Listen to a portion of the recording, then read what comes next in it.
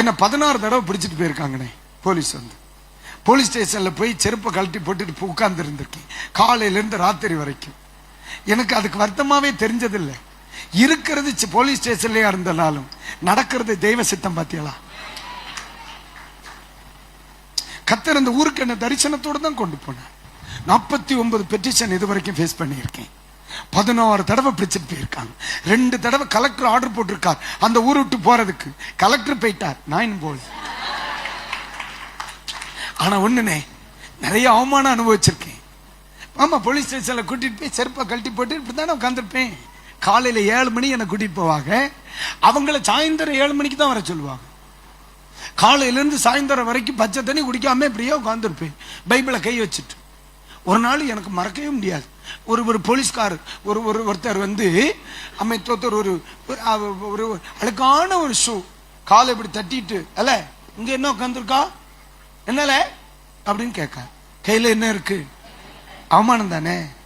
ஆனா எனக்கு ஒரு சந்தோஷம் என்ன தெரியுமா? அந்த இடத்துல அவமானமா எனக்கு தெரியல. அந்த இடத்துல அவமானத்துல நான் சித்தம் செய்யறேன்க்கா. நான் அனுபவிக்கிறது அவமானம், ஆனா நான் செய்யறது அவமானத்துக்கு பின்னாடியும் தேவ சித்தம் இருந்ததை நான் புரிஞ்சேன். இன்னைக்கு அதே தேசத்துல ஆயிரக்கணக்கான மக்களோடு ஆராதிக்க கர்த்தர் வச்சார். தெளிவா சொல்றேன், என் பிள்ளைகளுங்க இருக்கு, என் பிள்ளைகளுங்க இருக்கு.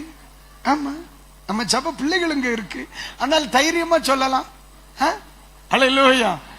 ஏன் சொல்றேன்னு தெரியுமா?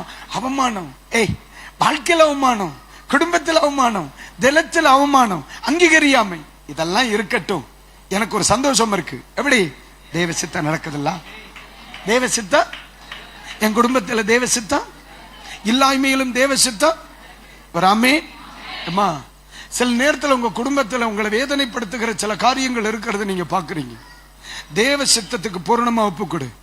எந்த இடத்துல களை வளர்ந்திருக்கோ அதை அவர் தானா பிடுங்கிடுவார். கவலைப்படாது.